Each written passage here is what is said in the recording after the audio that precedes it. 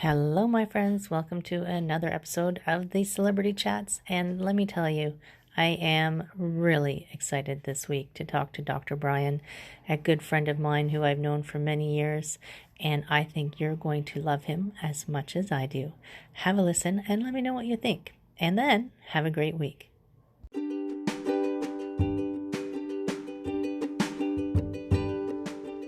Hi, my friends. Welcome. This is the Back to Me podcast, and this is Heather, and I am super excited that you're here. You are going to hear some tips and some tricks and some ideas to help you live your happiest and healthiest self.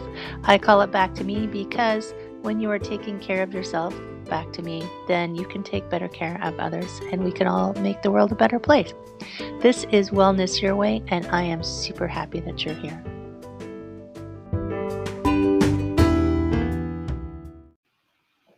Hello, my friends. It's Friday, which means it's one of my favorite days of the week, which means that I'm talking to one of my super awesome celebrities. And yes, everybody that I meet is a celebrity in my world, but this one is extra special because this is my friend, Dr. Brian, who I was trying to remember when I first met you. And it was way back in the day when I still had my yoga studio and you were still a chiropractor. So do you remember when it was? I want to say it was probably 2003 or 4. Wow. Is that sounding right I to think you? it's longer. But I have to be completely honest. I'd have to go back in my calendar because I closed the yoga studio 5 years ago. And I had the yoga studio for almost 10 years. Yeah, I know. I started practice 2002, and that group that we were members in, I joined that in 2003. So it probably was 3 or 4. Right. So that's quite a long time.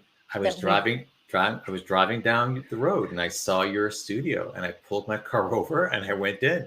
That's so funny. And introduced myself. And that was, like almost 20 years ago. And we can name the unnamed thing. It's okay. Yeah. Not like branding or anything. Almost 20 years ago now. So, I know. Yeah. B&I. I said, have you heard of B&I? And you said, what does that stand for? Big and important? And I said, well, maybe. Yes, I did say that. That was Heather. Yeah. Just having some fun. That's what I was doing. And just before we started, we were talking about we're both on our third careers.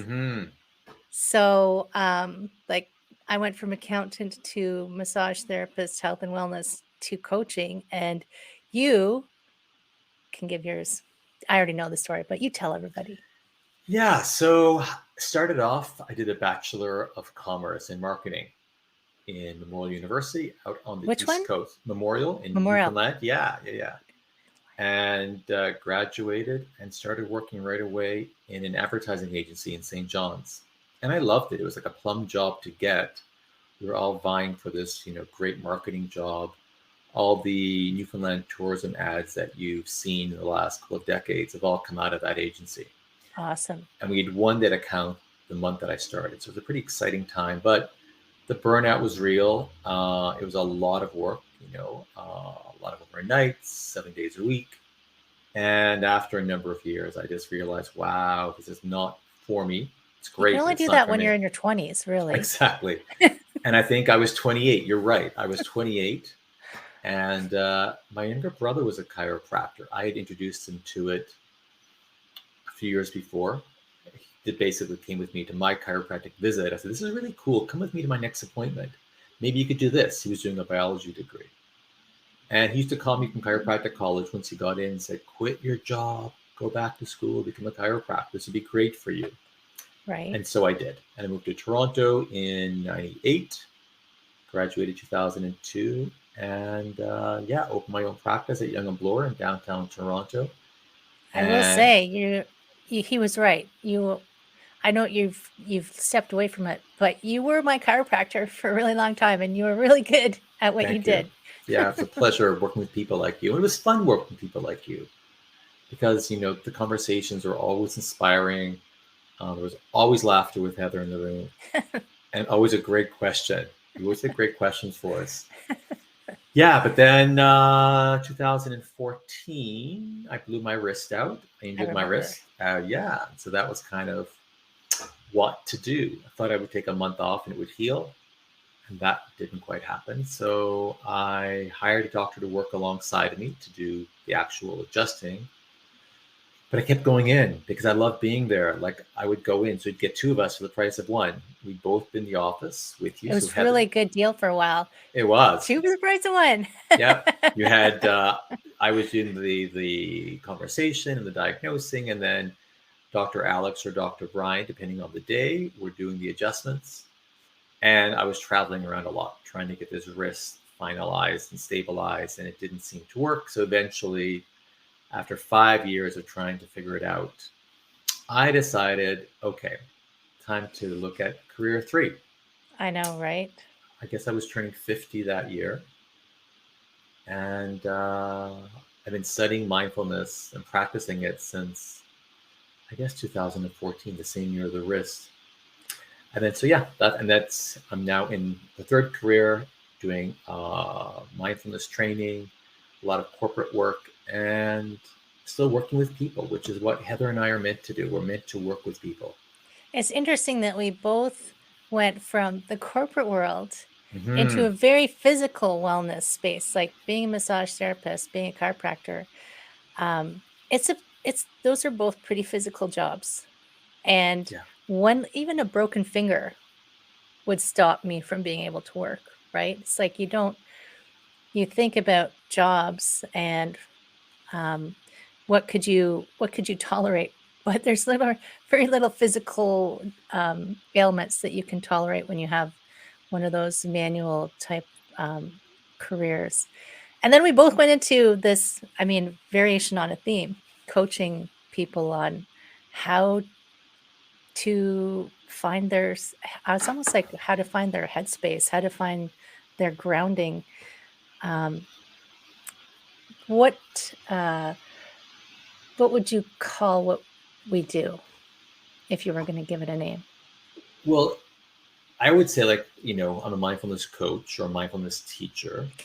They're just titles, I know. But they're titles. But this point, Heather, I don't think I really made that beautiful connection that we have had these parallels. We just been walking next to each other, right? Arm in arm. And I climb onto your massage table, or you'd climb onto my chiropractic table after having our previous careers. I didn't really make that connection that we have really paralleled what we're doing with people. And it's nice that we just keep finding ways to connect and work with people. So yeah, I guess what we do is we help people have more contentment in their lives because people are aching for it. People are really struggling. There's a lot going on. There's a lack of resilience. And I don't know if you've seen that. Oh my gosh. Yeah. And especially in the last 2 years, right? Yeah. I think the last 2 years almost made the underlying, the kind of the simmering of discontent or the simmering of this inability to find our space kind of boil over. Yeah. It's just like you had no choice but to sit and look at what was going on because you weren't allowed to do anything that you were used to using to distract yourself. And if you weren't used to spending that time, it could be really hard for people. And I recognize that. I mean, I've been meditating for 20 years, I think. I've had a regular practice. My head just blew off. But it's true. I had a friend once who every time I went out with him, and this was when I lived out in Halifax, every time I went out with him, he had a different girlfriend. And I said to him, why don't you just stay single for a while? I mean, we would go out all the time. We were just hanging out. He said, I don't like being alone. I don't like being alone with myself. And that was really, I felt really sad for him. And I think I've talked about him in an older podcast, but it was kind of like, but who else are you going to spend your whole life with? Yeah. And if you are that kind of person where you've never sat quietly with yourself, and when you have to, the voices are going to come out. Doesn't mean you're crazy, by the way. Mm-hmm. If you don't know what to do with it, you can't stop them. So I can see people having a hard time if they were forced into it. Yeah, I think people had certain coping mechanisms, functional or not, that were there for a long time. And whether it's, me relying on you for water cooler chat to kind of debrief on my personal life, well, that's gone. Yeah. It's maybe my relationship at home isn't the best, but I get away at work and I work with people like you, and that balances out life, and that's okay. That's not my situation, but I know. And then all that's awesome. It's awesome. But then all of a sudden, when that's gone and you're left in silence, there was some research done, and it was male and female, and I think it was at Harvard. And they asked the people, they said, listen, I'm going to put you in a room, and the only thing in that room is a desk, a chair, and a small device that will shock you, give you an electrical shock. Not going to, really harm you, but it will give you a shock. And people, said, oh, I will pay money not to have a shock. I said, okay, just go sit in that room by yourself with your thoughts for 15 minutes. That's all they were asked to do. I think I saw that study. And 25% of the females and 66% of the males couldn't last 15 minutes without just sitting by themselves. They actually were so distracted and nervous and not okay sitting alone. They started playing the shocking machine. One guy shocked himself over 100 times in the 15 minutes. Oh my gosh. We're just not okay sitting quietly. We don't have those skills. We need distractions. We need our phones. We think we need our phones and our laptops. And yeah, so that's what we're trying to work with mindfulness and meditation, is work on those skills. And it is so funny that it's 15 minutes is actually not very long, right? And I think about when I saw my brain, I always goes in a million directions at once, and I have to pick which road to go down. But I saw this cartoon once. It was like a meme where this person was talking to their friend and saying, I saw this guy sitting in the coffee shop today. He was so weird. He was just sitting there drinking coffee. True. So now I do that just to see if anybody thinks I'm weird for not looking at my phone. But when I had you and I went for lunch after I had my stroke, and when I would never want someone to be forced into it. I mean, COVID is one way to force people to be alone, but they still had their internet, they still had their devices. Yes. But when I was in the hospital, because I need glasses to see my little screen, I couldn't see my screen because I couldn't put on my glasses, and no one was allowed to visit me. So for effectively 4 days, except for the nurses coming in every few hours to check my vitals, I was alone in a cubicle in the dark, and I couldn't do anything. But you know what? I was okay. Because you have those skills. You have a 20-year practice. You know what to do with that. You know how to bring curiosity into it, or how to bring calm into it. Most people don't. And what I've also found interesting was at the beginning of it, I was resisting it. So even with all of my skills, in quotation marks, I was resisting it, but I was resisting it because I think my brain was saying, I don't get sick. I'm Heather. I'm super healthy. As I was just telling you earlier, my neurologist says, you're super healthy for a woman your age. Little tag on the end. But at some point, I just realized that I was being ridiculous. It was sometime in the first, 12 hours. I said, why are you acting like this? Why are you trying to have them send you home? You've had an incident.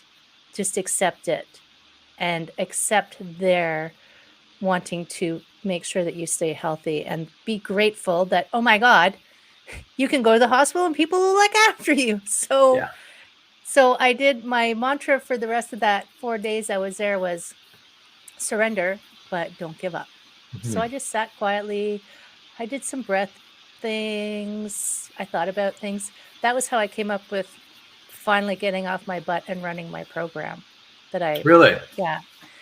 So, what 4 days of sitting quietly will do for you is you have time and energy to sort out your thoughts. And I just said, wow, why am I sitting on this program that my 6 is called Back to Me for people, which is also the name of the podcast.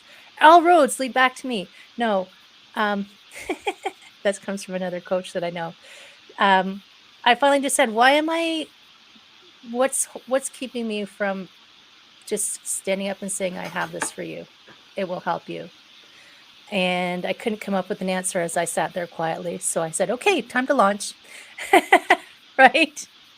Because even I know a coach who, from the outside, is a very successful, confident coach. And we were having a conversation on Wednesday of she still has imposter syndrome. I'm like, wow, never had any idea. Yeah, that's Because she super just keeps common. going. Yeah. Yeah. But Heather, you just brought up a few really great points. I love the whole thing. Yeah, I know. So pick a point and go with it. I want to talk about suffering. You mentioned something that was really good there. And I want to talk about the whole concept of sitting there and deciding, like, I'm just going to let this kind of happen. I'm going to surrender to it. And we talk a lot about the concept of equanimity. Do you know? Yeah. So equanimity, basically, you That's let things. The prayer at the end of every yoga class I teach is Oh, really? the equanimity prayer. Yeah. Well, I'd love to hear how they define it, because what we say, or what I say, and Unified Mindfulness says, it's basically just letting things come and go without push or pull. Like, it's not, being apathetic, it's not being indifferent, but it's just learning how to let things come and go. And that's what we teach a lot of the skills in the training that I do, is letting things come and go without push or pull.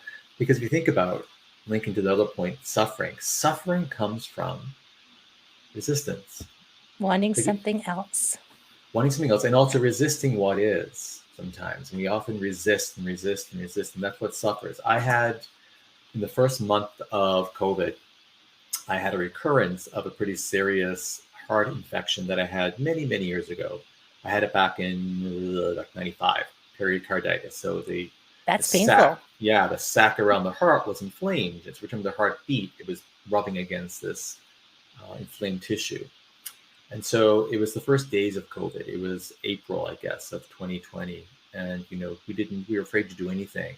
I know. And I was certainly afraid to leave the house and go to a hospital, because at that point, the hospitals were, we were terrified. They're overrun with sick people. Yeah. So I sat there, I moved myself into the guest room because I could be just more control of the environment. And I was able to use my practice to really just kind of calm myself down, because I knew what it was. I knew that eventually it would give me endomethacin and it would all work out. But I was able to find just quiet in between the heartbeats. The heart would beat, pain, relax, beat, pain, then it would relax. I was able to focus on that and just let that sit in the background and have equanimity. I'm just, I can't fight it. I can't change it. I'm just going to kind of ride it out, get curious about it. And then after a couple of days, we were checking the hospitals, and some inside people said, oh, definitely go to this hospital. There's no lineups at all. Right. And I went, and there was one person there, and I got treated. But had I not had those skills, like yourself, if you hadn't had those skills of 20 years of meditation practice, those first hours in the hospital, or the full days you had in the hospitals, probably would have been really traumatic and just filled with so much stress. And is that going to help you heal? The adrenaline and cortisol pumps? No way. And I spent 3 days in the ER. Yeah. Because there was no beds in the hospital. And it was Halloween. It was a downtown Toronto hospital at Halloween. Yeah. Whoa, the things that I saw. Yes, I bet. Now, some of them made me laugh out loud. But it is a stressful environment to be in, because it's never dark and it's never quiet, and you're really tired. But yogic sleep is fabulous, by the way. Yogic sleep? Yes, yoga nidra. So I just recite it to myself. Like, I don't have to hear it out loud. I'll just recite it to myself, and then I'll go into that state. And if you guys don't know what it is, hit us up. We'll tell you what it is. And then I'm calm. Yeah. And I've started using, I won't say it right because I don't speak the language, Ho'oponopono. Have you heard of that? Did I say it wrong? Totally wrong? It's from it's Hawaiian.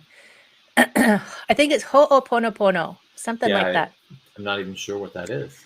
So when I wake up at night, because often part of the people that I talk to is they're not sleeping. Right. And oh my gosh, it's so hard to find your equanimity, your calm state when you're fatigued. You're just that much more taxed. Yeah. So part of for a lot of people I talk to is they wake up and their brain turns on, starts doing things. I need to do this. Don't forget to do this. Don't forget to do this. So, and that can happen to me now and again. So when I wake up, I don't give my brain a chance. I do this Ho'oponopono practice.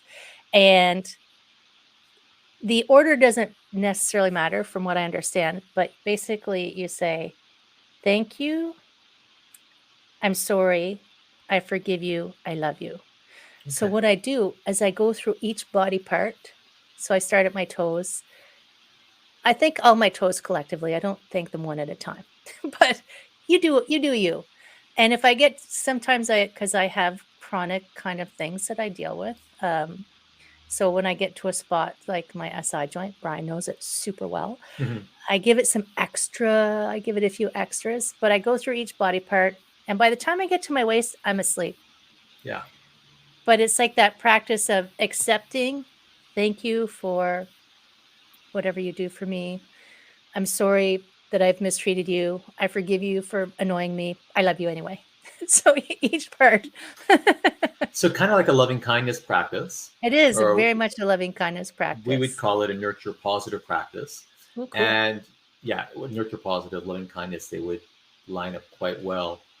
And so there's all kinds of benefits to that. So Heather, while you're doing that, I guess, while you're thanking your big toe for being your big toe and forgiving your big toe and apologizing for wearing those stilettos at some point in the past. I know. Oh, those high heels. Are you going through them kind of, you're not lingering too long in each part? I don't linger. Yeah, I that's just the trick. You do, and it becomes almost like that repetitive mantra, like you're just kind of cycling. It's like I say the 4 things to myself and I move to the next part. The only lingering is if, like I have a bit of arthritis in one knee, so I might give it 2. Right. because I want it to be really happy.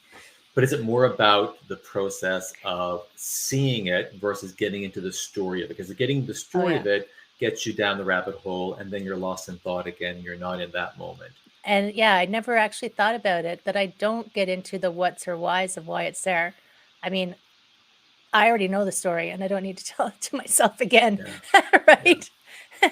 But I guess do people do, like, it is true. If you think about people who have not moved past something in their lives and they just keep replaying it, since your brain doesn't know the difference, you just keep living it over and over and over again. Yeah, it's that rumination factor, right? That my company is called Lumen Mindfulness. Lumen, bringing light. I love all that. I also, the second runner-up name would have been Hourglass. Oh. And the hourglass, you can picture, wide at the top, narrow neck, wide at the bottom. And the sand at the top, basically, that's the future. That hasn't happened yet. The sand at the bottom, that's happened, that's over, that's past. But that's where most of us have our brains, right? At the top or the bottom of the hourglass, where they're worried about the future, planning for the future. Of course, you have to plan at points, but if you're constantly worrying about future events that you probably have very little control over, that's not good. And if you're also ruminating on the sand that's gone past, and you're trying to relive those conversations and change the past, and I should have said this, and why did he say that?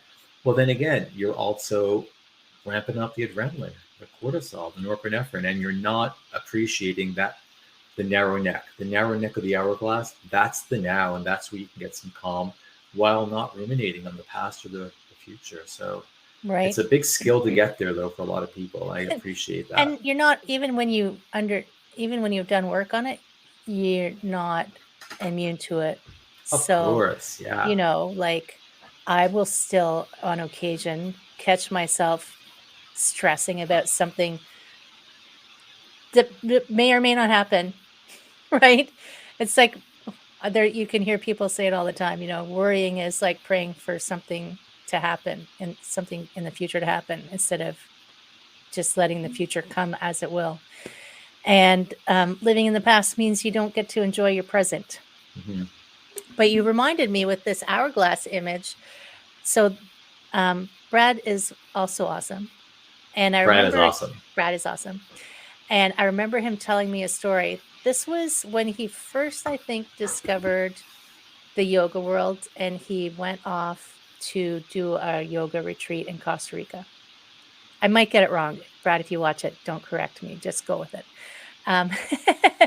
And he's in this van, and he's facing sideways, right?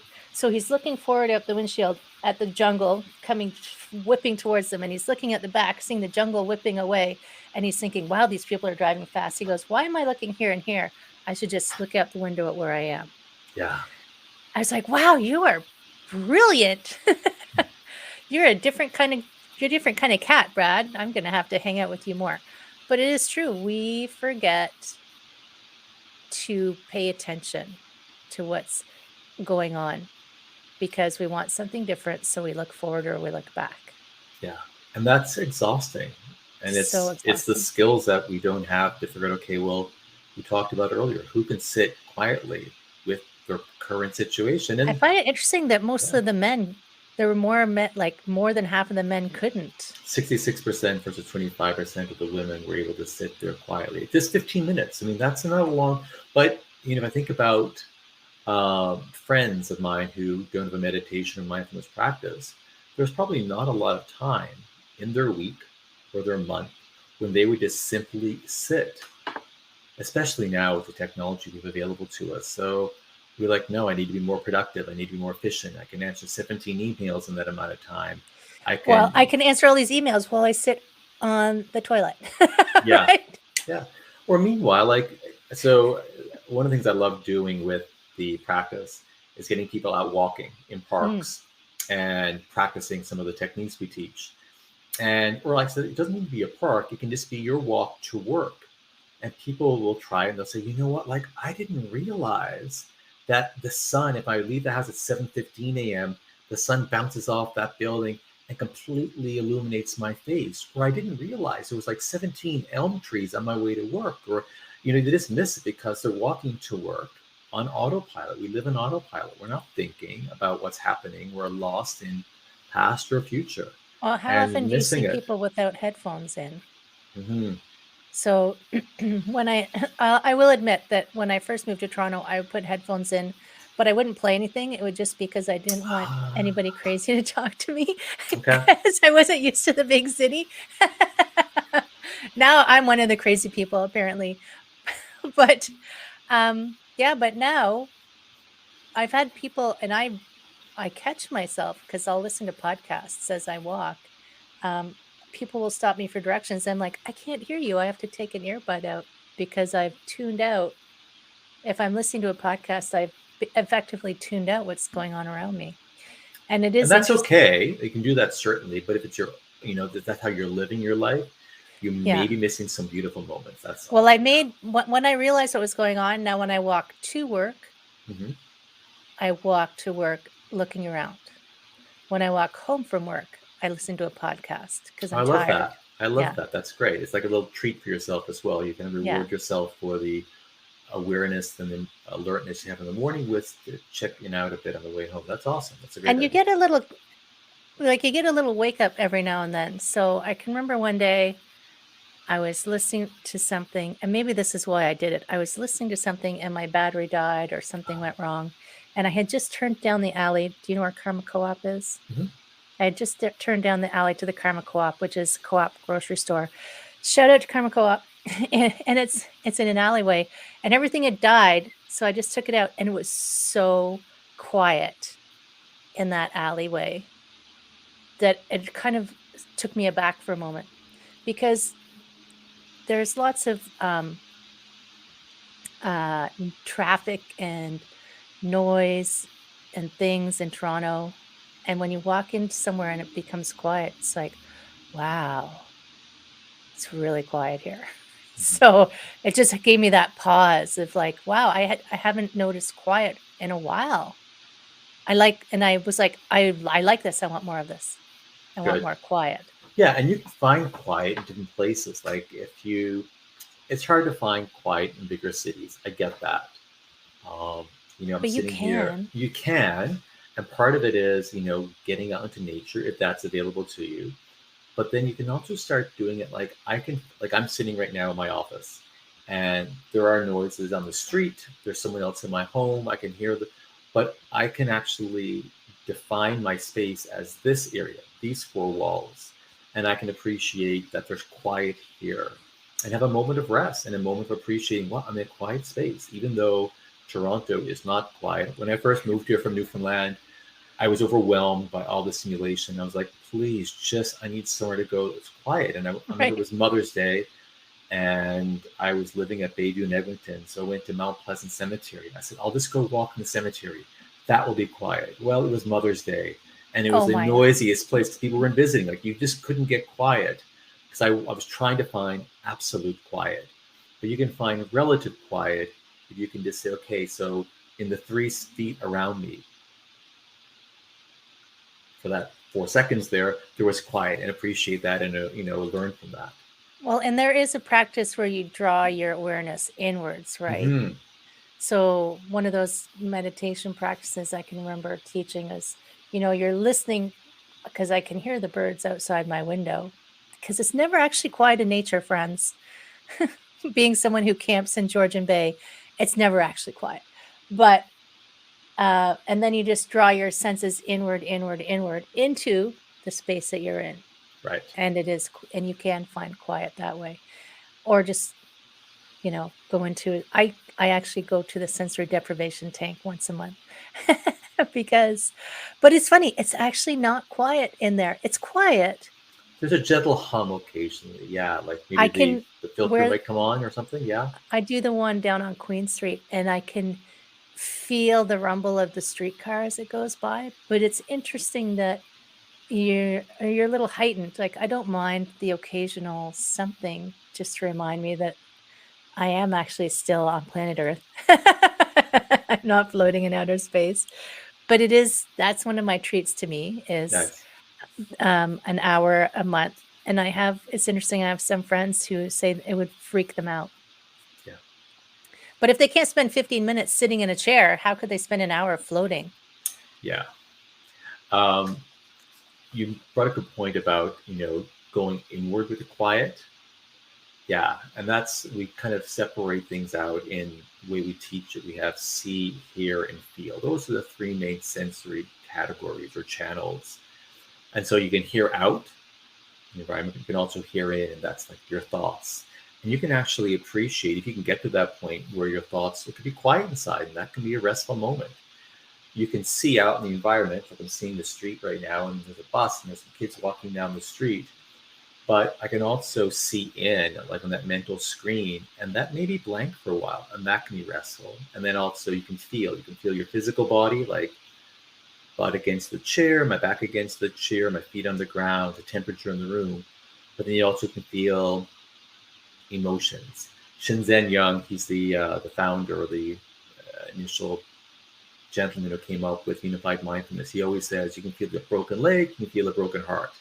They both have feelings to them. And so learning how to differentiate them all is one of the skills that we teach. Again, see, hear, and feel, inner and outer, and deciding like, okay, well, today I want to place my concentration just on what's going on inside my head. Or I'm in an incredible park and all the birds are out, and I want to focus on that right now. So you focus on hear out. There's lots of opportunities. So you decide where you place your concentration. And people often are just playing ping pong balls in their heads, right? They're not able to do that. Well, I did hear that now our attention span was shorter than a goldfish. So, really? Really. Okay. Now goldfish are winning. Yeah. If you can't, we think that our brains are in charge of us, but we're supposed to be in charge of it. And it is, we call it practice on purpose, because no one has ever shown you that you don't have to be a slave to your ping pong ball bouncing around in your mind. And it's interesting that you talk about the inner vision, the outer vision. When I'm teaching yoga, when I do the opening and we're just getting ourselves grounded before yoga, I say, turn on your inner eyeballs and have a look around and see what's going on. Because we're out, everything's out.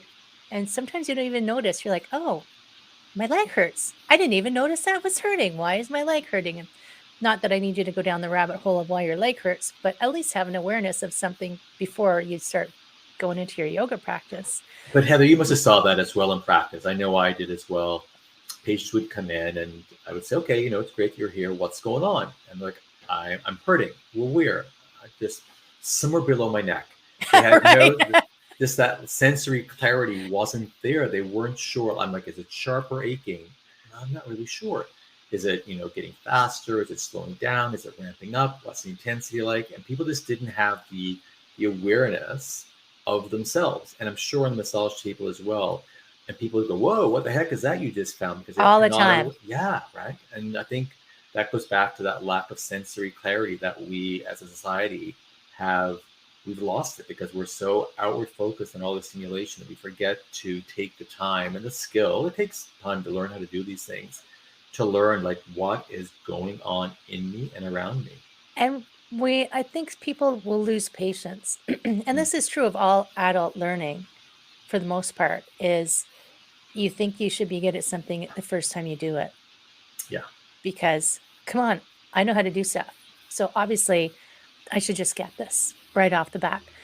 And you don't give yourself, we always use that example of when you give a little kid a hard time because they didn't learn to walk the first time they stood up. Mm-hmm. So, but we are very hard on ourselves. And I think that's sad. Really. I think a lot of times we're looking to be on the court at Wimbledon. We want to have achieved that. When in fact, every time you step on the practice court, play a game of tennis, that's life. Like that's being alive. Like in a mindfulness point, that's practicing mindfulness. If you're on the court, it's not something that you're going to get to and have, and that you'll never to practice again. But I think a lot of us want that silver bullet. We want that golden pill or whatever it is that will give us that thing, and it's not that. It's the practice. I had a client ask me that once. Yeah. When I worked downtown in the corporate district, a woman came to see me. She was having terrible headaches, some of the worst upper back tension, because she was working in a stressful job. And she said, "Can't you just give me a pill?" I said, "No, Yeah. no, I can't." How's that working for you? Yeah. And I had another gentleman who worked on the trading floor who kept his phone where he could see it in the face cradle while I was massaging him, because he was still working while he was getting his massage. And he asked me, of course, I'm very upfront. Like I'm kind, but I'm going to tell you the truth. He said, "Why is this so sore?" I said, "Look at this thing that you're doing. Like, why are you working when you're supposed to be resting?" Mm-hmm. And he came back a few months later and he had quit his job. Oh, really? Wow. Yeah. I don't think it was me who did it, but it's just like, buddy, this thing's killing you. Like, get out of it. Maybe he hit that 27, 28 age, realized you can't do this. That's 28, 27 was, no, I was older than that when I left corporate. Anyway, I was thinking age of 27. Yeah, but I do think people, as a society, we learn how to strive, and we compare ourselves to, social media is really bad for this, comparing ourselves to people who, we're just seeing that curated glimpse of their life, when in fact we think that's their everyday. And we all know this is nothing new. We know intellectually. Yeah, but then it's like, do you know it here, or do you know it here in the heart? Right. And I think a lot of us get it, but then we fall back into the trap. And so it goes back to that thing. You got to get back on the tennis court every day in practice in order to see long-term changes happening over time. I started a new class this past week. I was going to ask you about your classes. Yeah. You read my mind. Yeah. And I had one of the students asked, pretty much like on the first class, out of curiosity, but like wanted the end results, like needed it right away. I'm like, oh, how long is this going to take, Brian? Yeah. By the way, how long is this going to take? Mm-hmm. And I smile because I appreciate the frustration that a lot of us have in life, that like, okay, I'm going to do something about it, and will it be fast? No, it's not fast. But if you the analogy I think I gave to him is like, okay, look, we stood right now with our backs against Lake Ontario at the foot of Yonge Street here in Toronto. And your plan was to walk straight up Yonge Street. Yeah, eventually you would hit Newmarket, I guess. But I said, hey, if you make some small changes today and just veer off course like 4 degrees, you won't hit Newmarket. You're going to hit Peterborough. And that's a completely different thing. So small changes Stick with it over time will get you to a new place. The quick fixes, they never work. You've got to stick with it.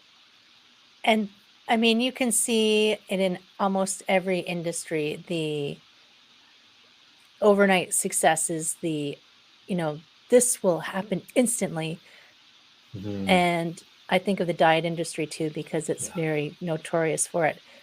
If you follow up afterwards, it doesn't actually help the person change anything for the better. It's just like an immediate quick hit, and then they fall back. Because change, I heard an analogy about changing habits, and it was like your brain is like your brain uses calories to do things. Like your brain is the biggest calorie hog, which is good because I really like thinking. So when I'm thinking, I think, good, I'm burning calories. But it likes to learn things and then just automate it so it doesn't have to burn as many calories. So if you've automated a habit, neither good nor bad, if you've automated a habit that is not ideal or what you want, it's going to take calories to change it. Yeah. And it's going to take regular practice to get out of that rut, that divot that you've created in your road. And the only way to do it is to try and build a new track, right? Yeah. And that's hard. It's hard. Well, it's not impossible. It just takes, and it's not even hard. I won't say hard. Hard is the wrong word. It's consistent attention. And work. And it is work. It's work. But I don't think, like when I think hard, I'm like, ugh, weightlifting hard. But it's not weightlifting hard. It's just brain power hard. Yeah, and if you just keep doing consistently, like stop looking, not stop looking, but perhaps take a bit of the eye off the end goal and look at the day goal. Like, okay, so today I just need to walk up a young street and just, veer off just 1 or 2 degrees off, and just at the end of the day, I'll be somewhere a little bit different. Over time, consistently keep doing that practice, you'll get somewhere different. And, I think people are really struggling because, again, there's a lot going on right now for people, and we've lost a lot of our skills. Yeah, we have. I like what you said about, the brain changing the patterns. I always picture this. I grew up in St. John's, Newfoundland, and there was a big field close to my parents' home. And in the summer, the grass would be really, really tall. But there was a couple of paths that went right through that. It was a kind of a shortcut. And there was no grass. It was like a, beat down, muddy track. That's totally it. Right? But if you wanted to go, let's say, to another part of the field, you'd have to walk through the tall grass for how long to get that path? And could you even see where you were going? No idea. You just kind of stumble around a bit and you realize you've gone the wrong direction. You come back, and that takes even longer. But you just got to keep doing it day after day. With the training that we do at Lumen, the skill set, basically all we ask, and the research that is based on, is 10 minutes a day. But consistently, 10 minutes a day, most days of the week. That's our little mantra. 10 minutes a day, most days of the week, can start affecting a change. And I mean, Heather, one of your previous careers was you all did a lot of personal training. I still kind of do, but just on the side. Yeah. And so, like, let's say I'm with you and you say, okay, Brian, I want you to do bicep curls, which you probably never say. You wouldn't say that to me. Let's say I would never say that to you. Yeah, but let's say you said, okay, let's go do some bicep curls this morning. I want to see you do 100 crunches right now. Drop and give me 100 crunches. That's fine. And then the thing is, so later in the day when I'm changing my car tire and I'm on my back under the car, I need to come up, I'm doing a crunch. And I could do it because of the work I did with your workout. So if you practice, like with Heather, when you're meditating, or when I'm meditating and doing my mindfulness practice in the morning for a half hour, that's the gym workout. But then later in the day, when I need to do a crunch, or I need to pay attention better to a conversation that I'm having, or I need to calm myself, those skills start showing up because I worked on them every day. And that's the beauty of, I think, a practice like mindfulness and meditation, and that it just starts showing up in your day. And all of a sudden it sneaks in, right? It sneaks in, and the benefits show up, and all of a sudden, the Eds and the Brads of the world are going, wow, you're a whole lot calmer, or wow, you have more perspective on things. It takes a while. And I notice, even though I've been meditating for a long time, I'm still up each time because I do it in the morning, because if I try to do it at night, I'll fall asleep, right? Very smart. But when I get out of bed, I do it. And I can even notice now, wow, I handled this situation or this individual way better than I did a few years ago, because I can step out of the chitter chatter, Mm-hmm. the vritties in my brain, the little monkey mind. I can step out of it and go, have an internal conversation with myself. Why are you talking about that like that? What's making you think that? What are you doing about that? What is this all about? While still, trying to pay attention to what was going on. But getting one of the meditation practices I used to practice was that separation. So you reminded me of this earlier, way earlier. One of the meditation practices that I sometimes do is imagining that I'm sitting and watching my mind from the outside, and I'm waiting for the next thought to show up. But in sitting and waiting for the next thought to show up, it never comes because you're sitting and waiting for it.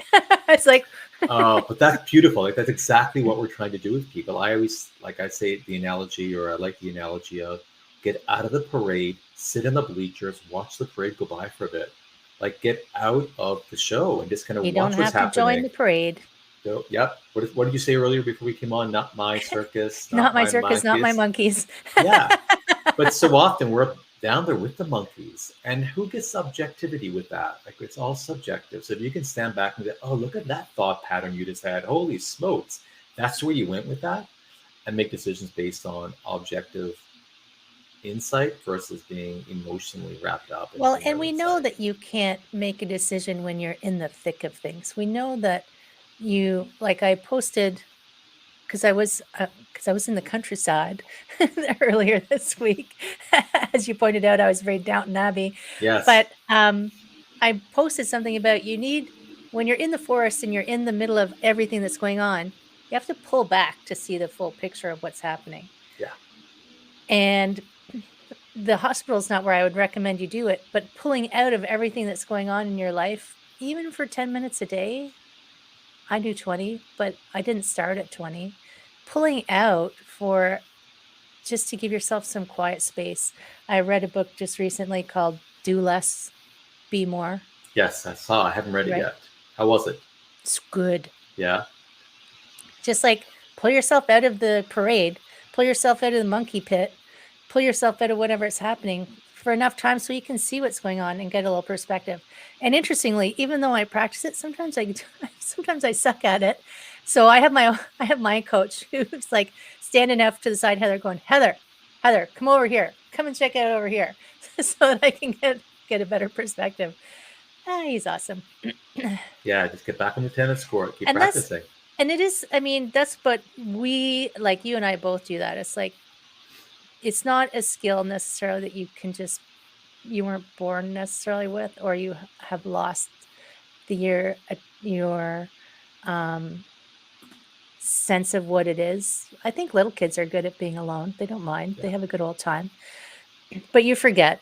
And I think that's where, like, your program, I'm coaching all of these people who are trying to say, I can help support you to this thing that you're trying to get. Mm-hmm. And I always say, like, when I do my self-care program for people, it's like every single one of you is going to have a different program because every single one of you is different and needs something different. I do this 6 aspects of wellness: physical, emotional, financial, professional, spiritual, relationships. Nice. So we look at all of them. I'm like, some people just need something over here to tweak. Some people need this over here. Some people need lots, but if you work on this one thing, it's going to affect all the rest of them. It's like, but I think that what you do is super important. Thank you. Because people need it. Well, I work mostly with people, like, whether it's law firms or startups or they need it the most. And clinics. Yeah, we just recently did some work. You should go talk to some accounting firms. Yes. Now that tax season is over. Worked with a financial planning group once, and there's a lot of stress there. But I haven't done a lot of work with children. It's not my specialty, but one of my colleagues, Marcy Crawford, works mostly with kids in schools, and she goes into the schools and teaches the kids these skills, right? So can you imagine if the next generation had some of these skills where they could decrease their stress, and also find entertainment and curiosity in their environment. Like we lose it as we get older. Like watching a little baby walk for the first time, they're all full of curiosity, excitement, and enthusiasm. And we're just jaded sometimes. We Well, kind of and just. when we were in school, kids didn't get anxiety meds. Mm-hmm. I can remember when I was in corporate, one of the women that I worked with, her daughter was having anxiety attacks. And even now, I have a client who's one of her kids was having anxiety attacks as a preteen. I'm like, why would little kids be having anxiety? This is when you're supposed to be freewheeling and fun. And the worst thing you worry about is, I don't know, that boy looked at me. Yeah. Oh my God, that boy looked at me. Or didn't look at me, Or didn't look whichever at it me. is. I know, Yeah. drama. Yeah. But it's like, is it a resilience thing? Is it an overwhelming world thing? There's too much fire hose, too much is accessible. You don't have time to grow into the person that you ultimately want to be before the pressures of life appear upon your stage.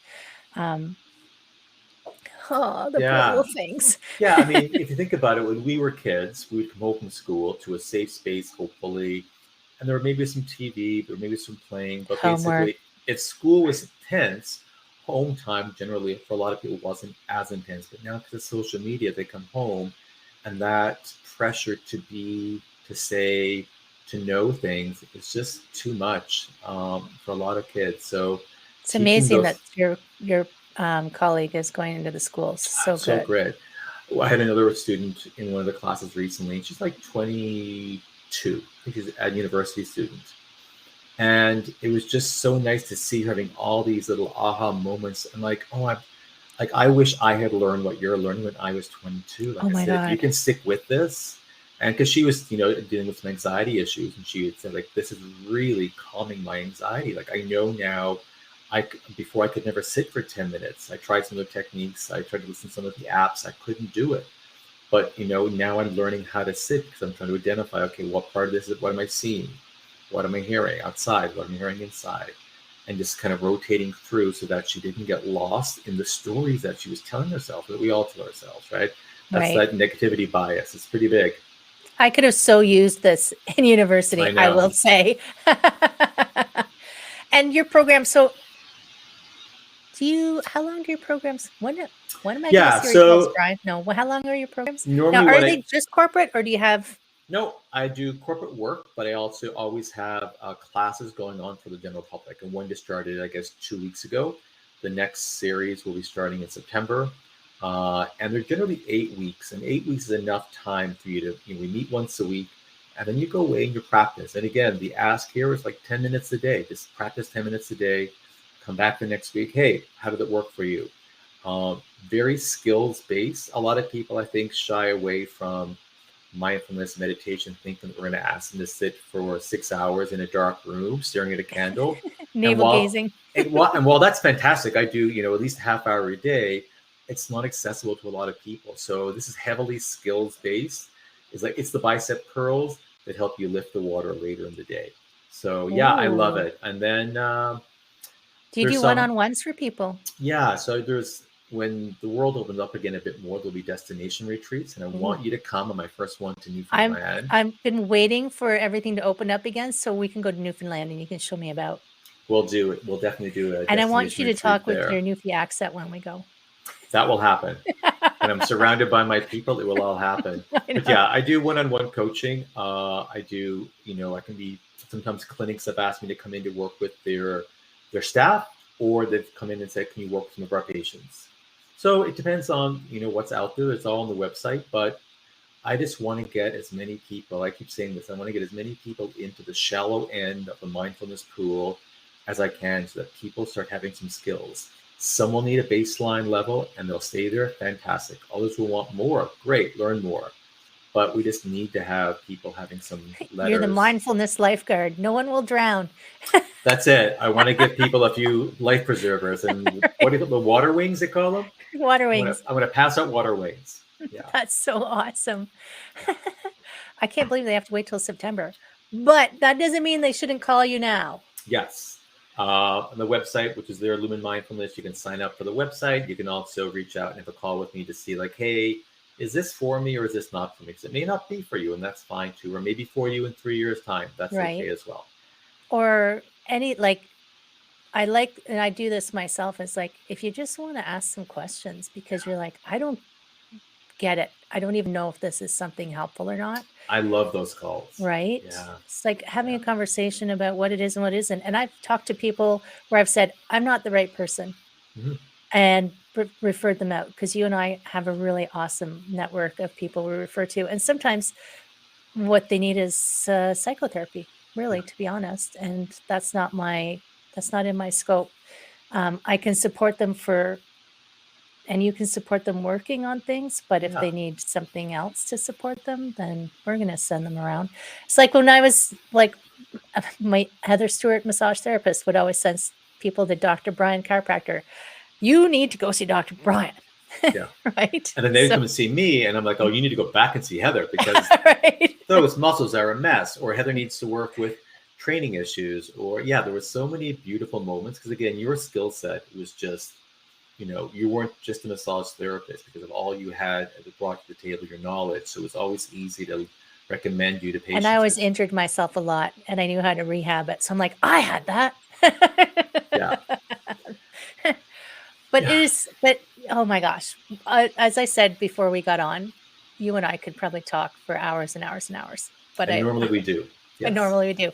But I do want to be respectful of people listening and respectful of you, because you're awesome. And yes, call Brian, message Brian. All of the information is in show notes. I don't know whether it's above or below somewhere. There's show notes, there's connections, and definitely, like, try. I even said to someone once, just try for 2 minutes to sit. Yeah. Start somewhere. Somewhere. One of the techniques I used was starting at 100 and counting backwards. I think that's the De Silva method. You should check that one out. I like counting up, because people start panicking when they're down to like, 20. Oh my God, I'm at 10. Oh my God, I'm at 9. And they're still feeling stressed. I like to just start counting up. And you don't need to worry about. And what's funny is I actually lose track, and I go, oh crap. I think I missed a number. So I'll go back to 100 and start again. But whatever feels better. Exactly. What works for you is always the best Everybody's answer. different. Everybody's different. Yeah. My friend, thank you so much for spending time with me. Thank you so much for this huge opportunity to chat with you and your people. I'm always honored to chat with you one-on-one, and this has been a huge opportunity. So thank you for the time and the interest and the great questions. And I know we'll have more chats again soon. Always. All right.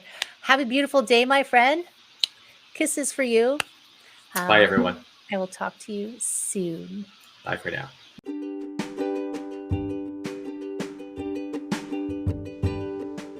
Hi, my friend. Thanks so much for listening to this entire podcast. If you found it useful and you're like me and you like helping others, please feel free to share this. Give it a like.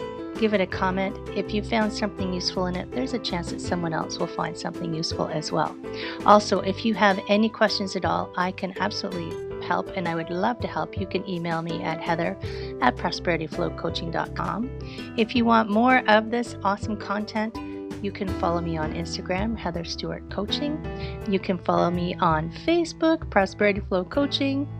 And I have a personal request. I want to help as many people as I can with these podcasts. And if you could give me a review, hopefully a good one, if you could share, if you could send this out into the world, I would truly appreciate it. I hope you have an amazing day, and I hope that you find your way to wellness by getting back to me. Take care, my friend.